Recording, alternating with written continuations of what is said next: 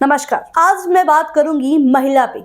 महिला जिनके अनेकों रूप हैं, एक माँ, एक बहन, एक बेटी, और फिर ऐसी भी महिला होती है जो अपने घर को देखते हुए, घर को चलाते हुए बाहर जाकर काम भी करती हैं। लेकिन क्या हम महिलाओं को वो अधिकार मिल रहे हैं? मुझे ये जानना है। सबसे बड़ी बात ये है कि महिला अपने घर को, परिवार को जिस तरह चलाती हैं, क्या लड़कों पे भी ये लागू नहीं होता है कि वो भी घर को, परिवार को चलाते हुए, घर में काम करते हुए अपने काम को, ऑफिस में भी जाएं? महिला अंतर्राष्ट्रीय दिवस आने वाला है और इस पे हम बात करेंगे डॉक्टर सुनंदा केसरी जी से, जो एक प्रधानाचार्य हैं, साथ ही साथ बीजेपी की कार्यकर्ता भी है, और भी बहुत सारी उनकी पहचान है। एक पत्नी है, एक माँ है, और एक बहन है, एक बेटी है। कई रूप है उनके। चलिए आज उनसे बात करते हैं।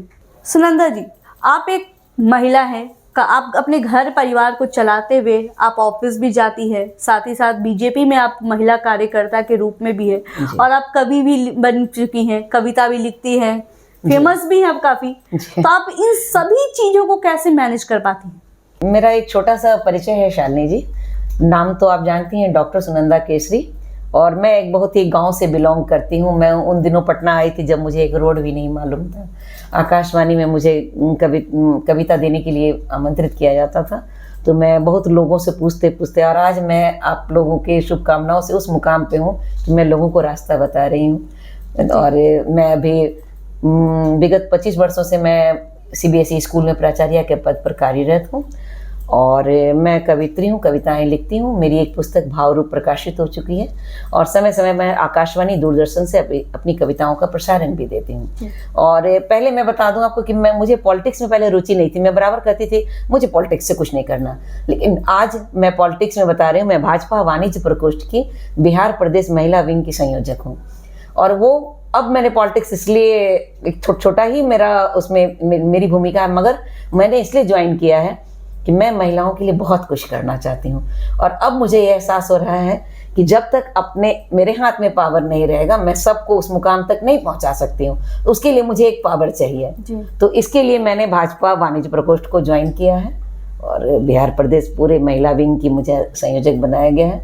और उम्मीद करती हूँ कि मैं महिलाओं को एक मुकाम पर पहुँचा सकूँ जो मैं सोचती हूँ। और इतने दिन मेरे पास कोई ऐसी शक्ति नहीं थी, कोई ऐसा जरिया नहीं था, तो शायद मैं इससे कर सकूं और देश के कुछ काम आ सकूं। बहुत बार आपने सुना होगा नारी सशक्तिकरण जी। तो नारी इतनी सशक्त है, और अभी भी जैसे आपने कहा ना कि नारी के कई रूप हैं जी। तो हर रूप में उनकी वो शक्ति दिखती है, और हर जगह वो त्याग की मूर्ति है, और बहुत ही खुद अपने प्रति सख्त होकर वो सबों के लिए त्याग करती है। चाहे वो माँ के रूप में हो, बहन के रूप में हो, बेटी के रूप में हो, या वो घर के बाहर भी काम करती हैं। सपोज दैट मैं 25 वर्षों से प्राचार्य के पद पर कार्यरत हूँ, तो अगर महिलाएं घर के बाहर कार्य करती है तो वो दोहरी भूमिका निभाती है। घर की सारी जिम्मेवारियों को पूरा करते हुए वो बाहर जाती है। आप इतना से समझ लें, अगर एक घर में पुरुष महिला दोनों काम करते हैं, दोनों साथ ही घर में इन कर रहे हैं, तो ऐसी स्थिति में भी महिलाएं इन करती है। कपड़े बदलने से पहले चाय बना के अपने पतिदेव को या जो भी पुरुष मेंबर है उनको पिलाती है। ऐसा नहीं होता है कि महिलाओं को बैठने के लिए कह दे और जो भी पुरुष मेंबर है वो पहले उनको चाय बना के ऑफर करे, या कुछ भी, कि भाई दोनों सेम टाइम निकले हैं, एक तरह का मतलब प्रयास करके, प्रयत्न करके, परिश्रम करके आ रहे हैं, फिर भी दोनों के साथ ये भेदभाव। तो शालिनी जी, मैं आपसे बस यही कहना चाहूँगी, कितना भी हम आधुनिक होने का आडंबर कर लें और कह दें कि हम बहुत आधुनिक हो गए, एडवांस हो गए, हमारे विचार वहीं के वहीं हैं, आप जब तह में जाइएगा तो आपको पता चलेगा कि महिलाओं के साथ आज भी दुर्व्यवहार हो ही रहा है। वो कहीं नहीं इससे अछूती हैं। भले अपवाद तो हर जगह होते हैं, अपवाद है कि कहीं कहीं ऐसा नहीं भी है, और जहाँ नहीं है वहाँ बस आप जानती हैं, यत्र नार्यस्तु पूज्यते रमन्ते तत्र देवता। अच्छा, एक स्लोगन है, बेटी बचाओ बेटी पढ़ाओ। जी क्या लगता है आपको कि बेटी बचाने की जरूरत है, बेटी को पढ़ाने की आवश्यकता है? जी हाँ। इसमें सबसे दुखद तो मैं शालिनी जी आपसे ये कहना चाहूंगी, आज बेटी एक वस्तु हो गई जिसे बचाने की जरूरत है, जो शक्ति की मूर्त है। शक्ति का अर्थ ही नारी होता है। आज हम कह रहे हैं कि उसको बचाने की जरूरत है। यहाँ कहाँ खोट है, कहाँ दोष है? तो यहाँ भी दोष ये पुरुष प्रधान समाज का है, मैन डोमिनेटेड सोसाइटी का गलती है। हम पढ़ लिख जाते हैं फिर भी हमें बचाने की जरूरत है। क्यों? क्योंकि ये समाज ही प्रदूषित हो चुका है। वो हर तरह से बेटियों को पढ़ा रहे हैं, लेकिन कहीं भी उनके विचार में कोई अंतर नहीं हुआ है। और यही कारण है कि आज ये स्लोगन जो है, बेटी बचाओ बेटी पढ़ाओ, ये तो सबसे बड़ा भेदभाव को प्रकट करता है। आप जैसे अपने बेटे को पढ़ाते हैं, क्या बेटियां वहां पर आप भेदभाव कर रहे हैं? तभी आप बोल रहे हैं कि बेटी पढ़ाओ और बेटी बचाओ। सुनंदा जी, आप जैसा देखती हैं महिलाओं से रिलेटेड हर रोज कुछ ना कुछ ऐसी खबरें आती रहती है, ऐसी खबरें आती है कि कभी कभी सोच कर भी देख कर भी रोना आ जाता है। जी हाँ, जी हाँ। तो ये जो स्लोगन चल रहा है बेटी बचाओ बेटी पढ़ाओ, आपको नहीं लगता कि इसमें बेटों को पढ़ाने की जरूरत है, बेटों को बताने की जरूरत है? 100% आपका कहना एकदम 100% सही है। बेटों को बचपन से परिवार में मैंने देखा है, कई फैमिली में, मैं खुद अपनी फैमिली की बात करूं तो भेदभाव वहीं से शुरू होता है। आप देख लीजिए, एक टेबल पर अगर भाई बहन दोनों ने नाश्ता किया तो उस ऐसी स्थिति में मदर खुद कह देती है कि तुम प्लेट उठा लेना। क्यों? आप ये क्यों नहीं कहते कि बेटा तुम अपनी दीदी का प्लेट उठा लेना, उसे कॉलेज जाना है? जी। लेकिन ये भेदभाव वहीं से शुरू होता है और बीजारोपण वहीं से हो जाता है, और तभी से लड़के अपने आप को वही समझने लगते हैं कि हम इनसे कई % ऊपर हैं। और यही कारण है कि आज कहते हैं बेटी बचाओ बेटी पढ़ाओ। बेटी तो हर तरह से पढ़ी है, मानसिक तौर पर वो सुशिक्षित हैं, लेकिन ज़रूरत लड़कों की। आप देखिए, अब दिन में ऑटो में चलती हैं, बस रिक्शा, कई बार मुझे भी बस में चढ़ना पड़ा। आप ड्राइवर के वो अंदाज बोलने का सुनिए, वो तरह तरह के अभद्र शब्दों का इस्तेमाल करते हैं, गालियां देते हैं, और वो उसको एक लाइफ स्टाइल बना लिए बोलने का, जहां हर जगह उनके वो अभद्र शब्दों में नारियों को अपमानित किया जाता है। मैं वो शब्द आपके चैनल से कह नहीं सकती, लेकिन उसको वो एक आदत बना लिए हैं। 4 लड़के और 2 लड़कियां अगर बस में बैठी हैं तो वो इंजॉय करते हैं वैसे शब्दों का। मैं कहती हूँ सबसे पहले, अगर आप नारी को सम्मान देना चाहते हैं, आप अंतर्राष्ट्रीय महिला दिवस मनाने जा रहे हैं, क्यों? अगर वो जो ऐसे शब्द का इस्तेमाल करते हैं उसके लिए आप आजीवन कारावास की घोषणा करें। अच्छा सुनंदा जी, जैसा आप जानती हैं रक्षाबंधन आता है जी तो हाँ। उस दिन हम देखते हैं कि लड़के लड़कियों को उस दिन थोड़ा कम तंग करते हैं। हाँ। वरना आप रास्ते चलते हुए कोई भी लड़की हो उस पर कमेंट बाजी करते हुए आप सुनती हैं। तो क्यों ये सब महिला दिवस हो, आप देखती है मदर डे होता है, जी हाँ, है ना, महिला दिवस होता है, साथ ही साथ रक्षाबंधन के दिन भी ये जो महिलाओं के लिए कुछ दिवस मनाया जाता है रक्षाबंधन, उसी दिन सिर्फ क्या लड़के लड़कियों को छेड़ना बंद करेंगे? देखिए, ये इसको क्या कहा जाए, एक मुखौटा समझिए उस दिन ओढ़ लेते हैं वो। ये अपने को अच्छा, ये हमारा संस्कार है और इसको अपने अंदर समाने की जरूरत है लड़कों को। एक दिन वो स्टाइल से नहीं छेड़ते हैं, सपोज दैट रक्षाबंधन को नहीं छेड़ते हैं अंतर्राष्ट्रीय महिला दिवस में, लेकिन क्या उसके अंदर से ये भावना पनपी है? अगर है तो उसको वो आत्मसात करें कि हमारे संस्कार में हर जगह महिलाओं का इज्जत। आप शास्त्र को उलट के देख लीजिए, महिलाएं आज कहते हैं बेटी पढ़ाओ। महिलाएं सबसे विदुषी होती थी, कई शास्त्रों का ज्ञान होता था और वो शास्त्रार्थ में पुरुषों से कई दर्जा ऊपर निकल जाती थी। तो लेकिन यही है कि आज एक दिन आप खाना रोज खाती हैं, तो क्या ऐसे संस्कारों से अपने आत्मा को जागृत रोज करने की जरूरत है? रोज आप मेडिटेशन करें और अपने पुरान ग्रंथों को हमें उलट कर पढ़ना होगा, हमें अपने इतिहास में लौटना होगा, तब जाकर ये स्थिति कहीं सुधर सकती है। हम झूठ मूठ एडवांस होने का वो झूठ मूठ हाहाकार मचाते हैं, लेकिन वो एडवांस बिल्कुल निरर्थक है जब तक हम महिलाओं का सम्मान हृदय से ना करें।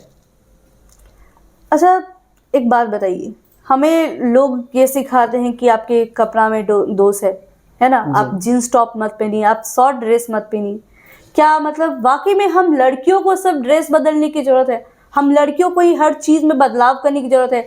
अगर लड़कियां हम हंस के कहीं बात करते हैं तो लड़कियां गलत साबित भी होती हैं। जी हाँ। कहीं ना कहीं देखिए, महिला अंतर्राष्ट्रीय दिवस आने को है, मनाने वाले हैं, वो एक अलग चीज है, लेकिन ये महिलाओं पे, मैं भी एक महिला हूँ, मैं भी एक लड़की हूँ, आप भी एक महिला है ना, तो जो सच्चाई है, जो एक फैक्ट है, हम उससे इस चीज से इग्नोर नहीं कर सकते हैं। जी।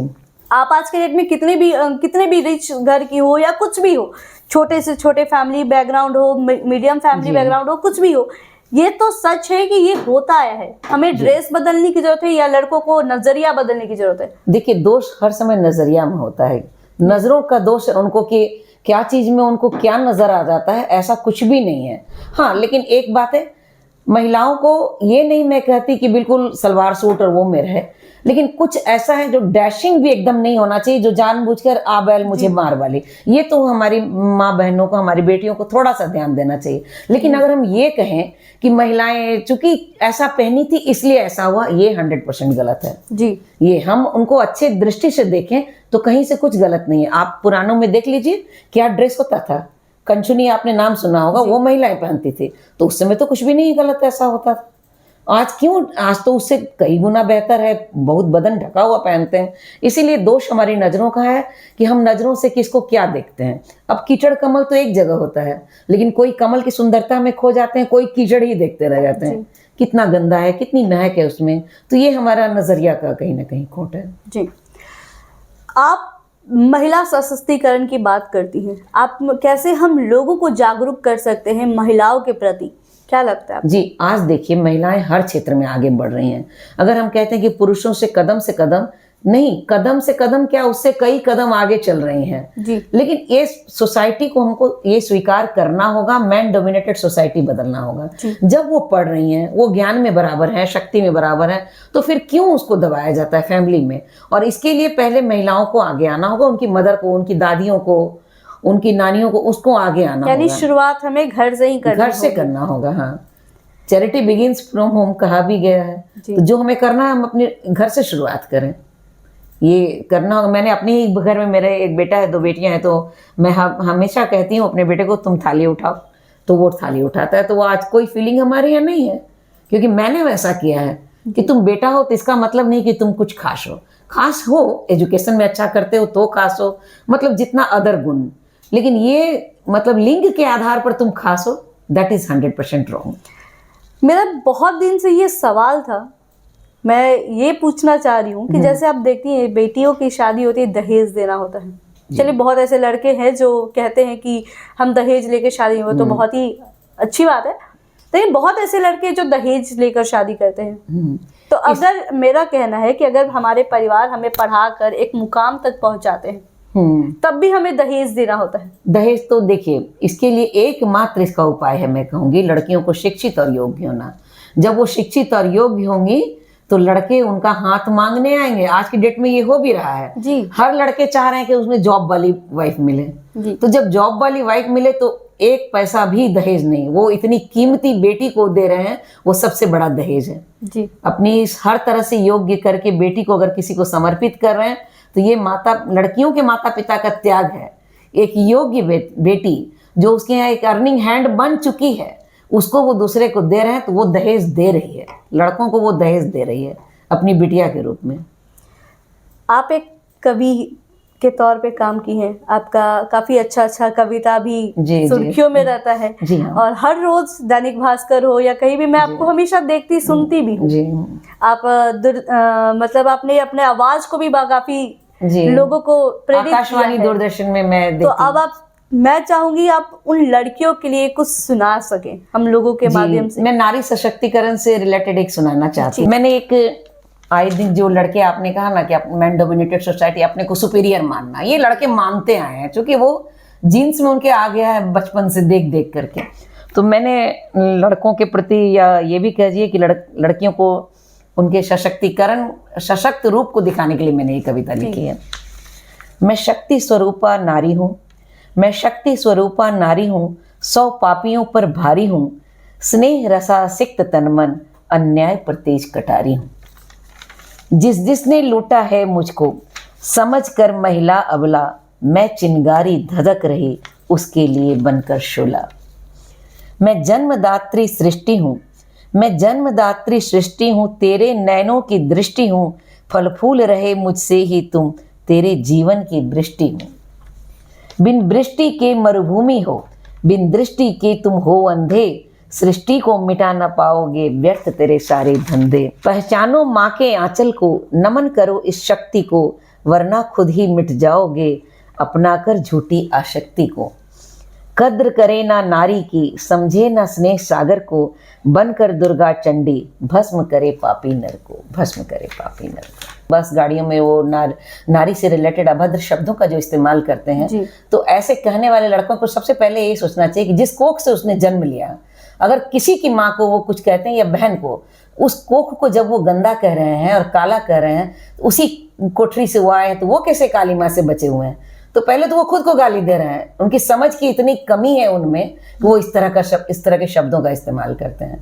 और मैं ड्राइवर को ही नहीं करे, बहुत ऑफिस में मैंने देखा अच्छे अच्छे मैनेजर, एक बैंक के मैनेजर है मेरे जाने हुए, लेकिन मैंने उसको हर शब्द में ये इस्तेमाल करते हुए सुना। वो एकदम वो तकिया कलाम उनका बन चुका है, ये चीज़ है। तो मुझे लगता है इसके लिए कुछ कानून बनना चाहिए।